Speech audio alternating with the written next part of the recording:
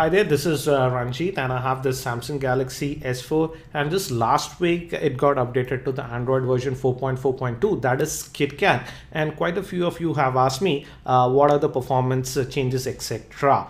Again, this is a video not about the KitKat update. If you want to check out how to update your phone to the KitKat, I've also made another video, check out that. In this we look at some of the changes. The first change that you'll see is, if you see these icons, now all of these icons are in white color and it's kind of transparent. So that's one change. And if we look at the Android version, it's obviously 4.4.2. And again, to the multi-window, Samsung has made some changes. Again, make sure that you have enabled this multi-window over here, and you can access it by hitting this back key. And now you can create pairs. For example, I've created this video plus Chrome. So let's say you have, for example, the multi-window works as expected, but now you can create something like this. Let's say you have your two favorite apps. By just clicking that, now those two apps will work fine. One thing I did notice sometimes is that with this multi-window on Chrome, I was getting a little bit of lag. It happens sometimes. One thing I noticed about this update is, for the most part, I would say it's lag free, but I did notice lag quite a bit of times. For example, you see that stuttering. So if you were expecting that the Android lag that we sometimes see on the Samsung Galaxy S4 is gone, I'm sad to say that that's not true. I do see a lag a bit sometimes here and there. Again, do note that I'm using the Exynos octa-core version. So if you're using the Snapdragon version, your performance might vary. Apart from that, in the UI, I did not see a lot of changes. Again, you can see there is some lag that is present on the device. Some of you have asked me, and it was strange that some of people said that the SD card does not work. I've added a 16 GB micro SD card, and actually everything works. To show you that, let me show you. Let's go to settings again. And here, if we go to application manager, let it load the apps. For example, I have moved the Angry Birds app to the SD card. As you can see, SD card on SD card 49 MB is there, and I'll show you that. Let's move one more app. For example, let's see if we have Subway Surfer. I had it somewhere here. Yeah, let's see if we can move this, and let's try to move the Subway Surfer application to the SD card, and I hit this. Do note that SD card is showing as 0 megabytes right now, and after moving, it should move part of the app. As now you can see 31 MB has been moved. So SD card is actually working fine, no issues. And now let's try to run the Subway Surfer. Part of the game is loaded on the SD card, and it is working.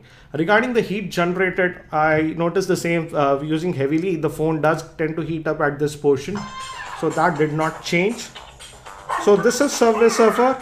And one thing surprising is that on Subway Surfer, notice closely, I'm noticing a little bit of lag here and there. Prior to this update, I did not notice lag on Subway Surfer, but with this 4.4 KitKat, surprisingly this is there. But on some of the higher end games, and I'll show you that also, I did not notice that lag.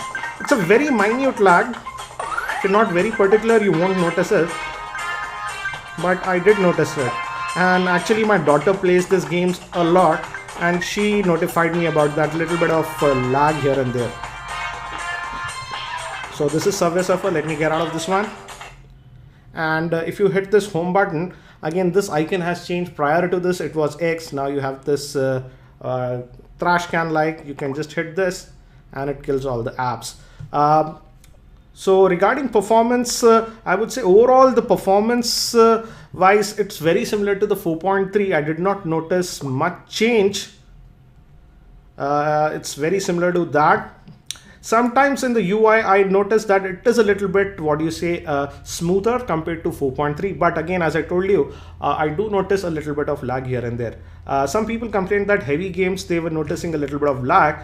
So to test that, let's run this Asphalt 8. So we're going to play this Nevada level. And regarding battery life also, I did not notice much, actually a lot of change. I'll show you that also a bit later. using on-screen controls, the graphics settings have been set to high, the max, and as you can see, this it's running actually this game without any issues. I'm able to do drifts, etc. No issues.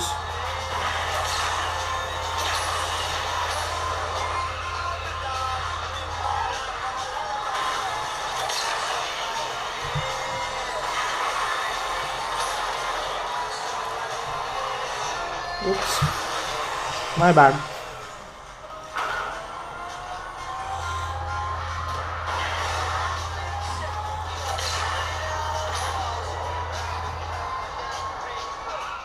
As you can see, it's running this game fine. Oops. So regarding gaming, yes, it was strange that I noticed some lag on Subway Surfer, but it's not like every game is lagging. So in that respect, I would say it's performing decently. So let me get rid of this one and let me also show you the battery performance. Again, I'm not actively using this phone as my primary phone, so I'm not very sure about the battery life, but let me show you my battery stats. I just charged the phone about 5 minutes prior to making this video because it was very low, but let me show you the battery stats. As you can see, it was on for about 2 days and 1 hour, just about for 10 minutes I just charged it here. So overall standby time is decent, and on this on-screen time, again I told you I'm not actively using, is 2 hours 40 minutes, and I would say the battery life, but it's very comparable to the battery life that I was getting on the 4.3 update on the S4, that was Jelly Bean. So in terms of battery life, again I'm satisfied with the battery life of Galaxy S4, and that's same on this version also. So yes, we see some minor UI changes and big improvement to, I would say, this multi-window. But apart from that, I would say if you're expecting huge improvements regarding the performance of the Galaxy S4 after the KitKat update, I did not feel that was the case. So do let me know if you have got this KitKat update on your Galaxy S4 and what changes you have felt in the comment section. Thank you for watching. This is Ranjit, and I hope to see you in my next video.